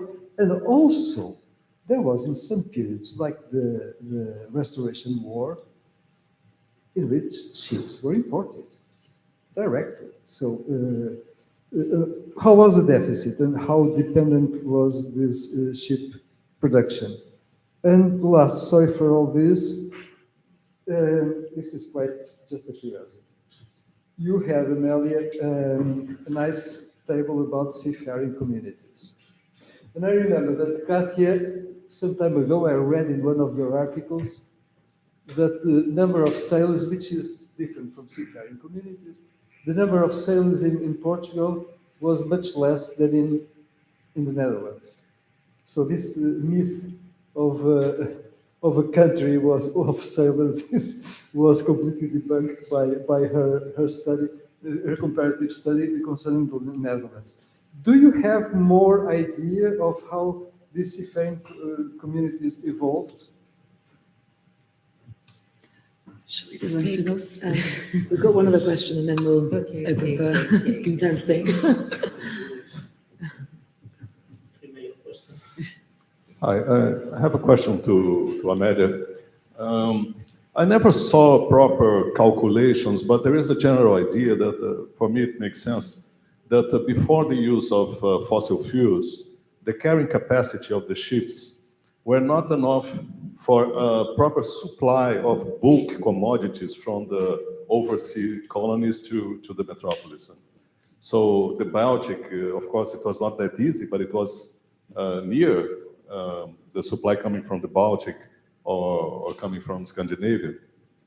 And so because of that, the production from overseas colonies were very much based on preciosities, on things that had a high value in relatively small quantities. So in the case of Brazil, they were looking in the forests for what they call madeira gelée, so some specific wood that would be complementary to the massive use of wood that was necessary for all kinds of building, including shipbuilding. And also, going on with that idea, the making of ships was a way of solving this problem, and was also a way of exporting timber in a certain sense, because later many of the ships became timber. The timber was used for other kinds of buildings.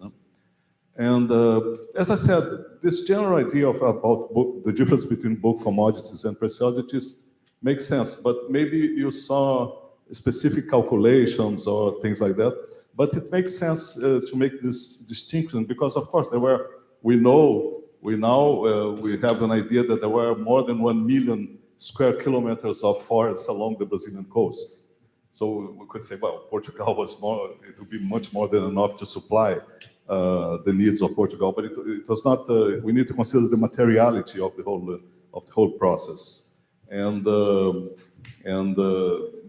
this links with the idea of madeira gelée, and well, that's the point I would like for you to develop, because we can also think about Goa and other places using this basic framework if it makes sense on a quantitative basis. As I said, I never saw proper calculations. Thank you. Okay, we have 2 minutes each for final remarks, and then we can continue discussions informally over lunch. Okay, so I'll try because 2 minutes just to answer these questions. It's very tough. Anyway, Francisco, forests and the individual responsibilities for forestation. Individually, I really don't have data on that. Because obviously and Kogo knows that better than me in terms of legislation. So in terms of specific determinations, they involved royal cotadas, the monasteries, the aristocrats ones, but there is also, as you say, common lands. And in those common lands, yes, there are some deliberations locally registered that municipalities were supposed to reforest. And there is the law of the trees, the Dom Manuel, that implies that every cut tree should be replaced by another one, and that goes obviously to the municipality. I don't really have data about private investments in forests, mostly because the ones that were identified as such, they were really registered under crown or monastery or aristocratic lands, which I didn't deal with, and the archives are not very generous. So first thing. In terms of common lands, yes, as I say, there is, and again, my experience is in terms of a kind of micro histories on Vila do Conde, and then there is specific liberations by which, in the common lands, the municipality makes it compulsory to plant trees over the coastline in order to avoid desiltation of the bar, of the river. So they do have the conscience that they have to control that kind of erosion of the sand and the land and the herd.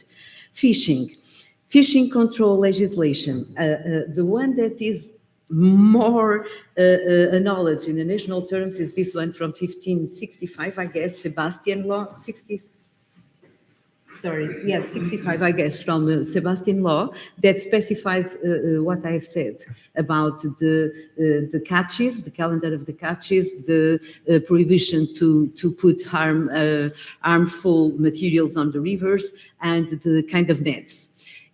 On municipal basis, yes, we do have forbidding specific kind of the use of nets and the techniques of fishing, because they do understand that it's extremely it damages really the abundance of fishing. So in terms of municipal deliberations, yes, we can identify the species because they are mentioned and the kind of nets. They also try to forbid private pesqueiras, the places to catch fishes, for instance, salmon, that they are migrating, and then people created obstacles in order to catch them because before they go over the river, and they are also forbidden by municipal authorities in order to prevent the death of the fish, and that's the avoiding the multiplication of that kind of species.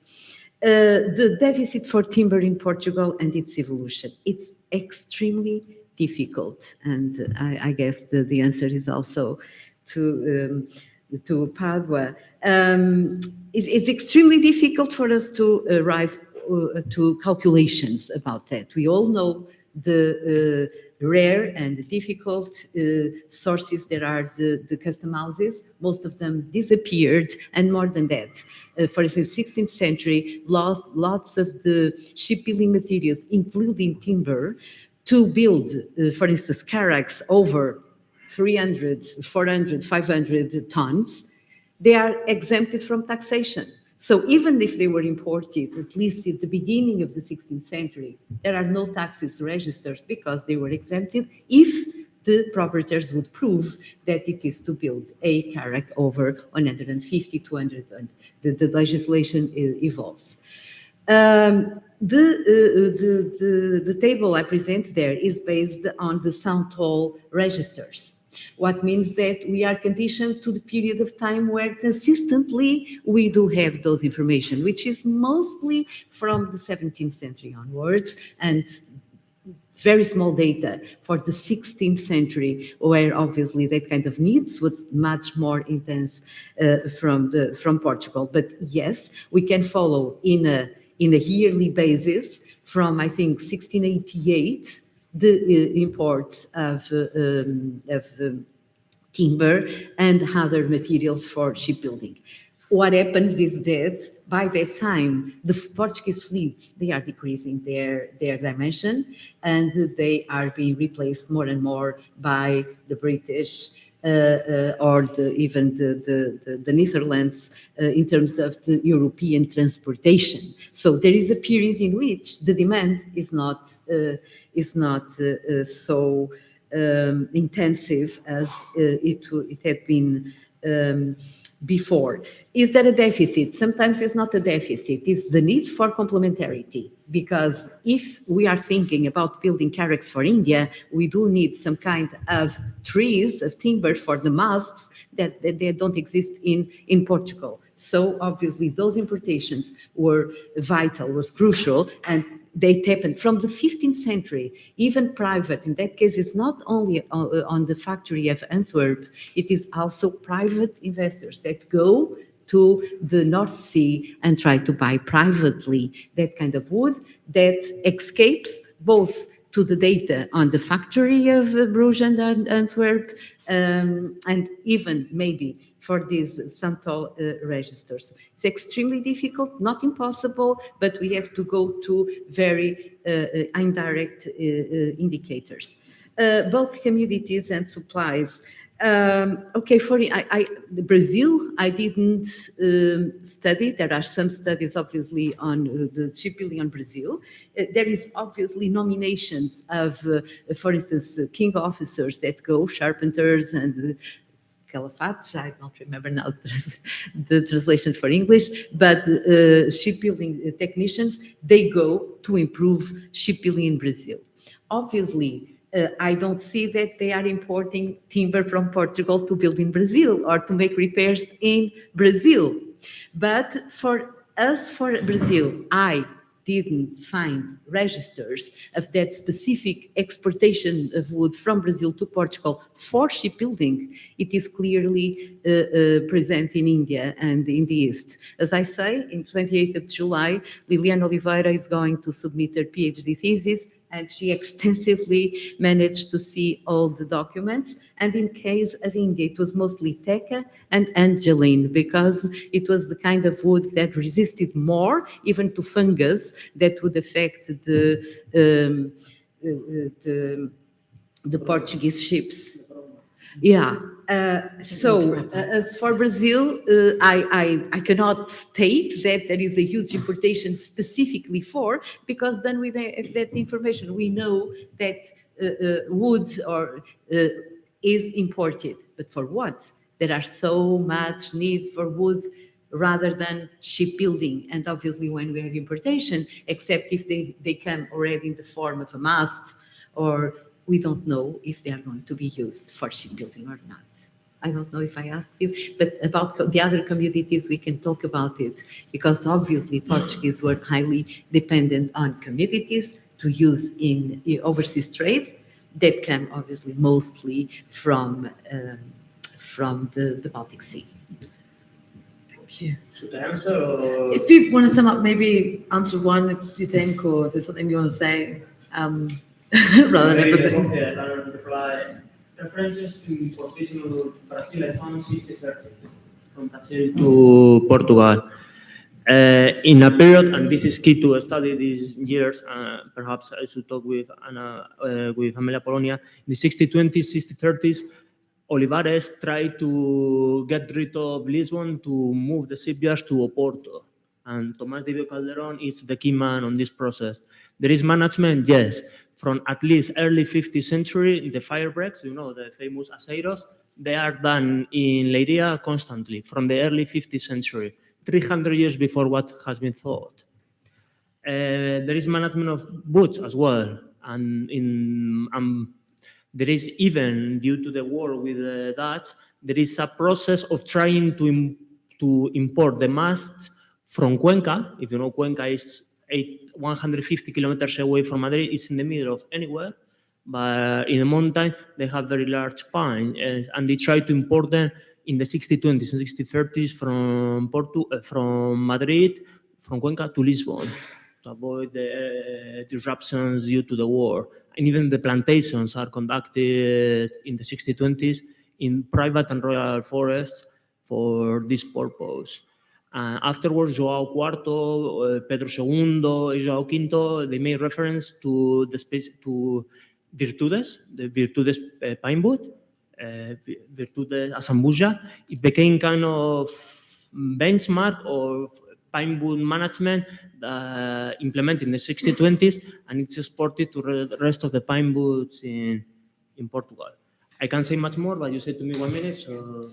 Let's leave it at that. And if you'd like to join me in thanking. Just a comment on this thing that I put here, okay? Just less than a minute. This is a 1620 census, okay? It is in Simancas. There is some others like that. None is really faithful, because we have municipalities saying that when sailors and not only fishermen, but sailors, they know there is going to be a kind of a census, they will run away not to be registered as such, because they know they are going to be enrolled for the armadas. About that, we can talk later about this. Okay, thank you so much to our wonderful panelists. There's been so much discussion. I think we're going to be talking informally throughout the day. So thank you to Colo, Amelia, and Gabriel for joining us, and thank you all for being here and your contributions. We're now breaking up for lunch until 1:30. Is that right? 1:30 is when we come back. Yeah, so you've got an hour and 10 minutes. Thank you so much. It was, I think, 25. I was having my watch, but I didn't switch it on. That's okay, I can tell you. Because I matched for 24 minutes. I can tell you. So 10:46 to 11:10. So that is 25. All right. We all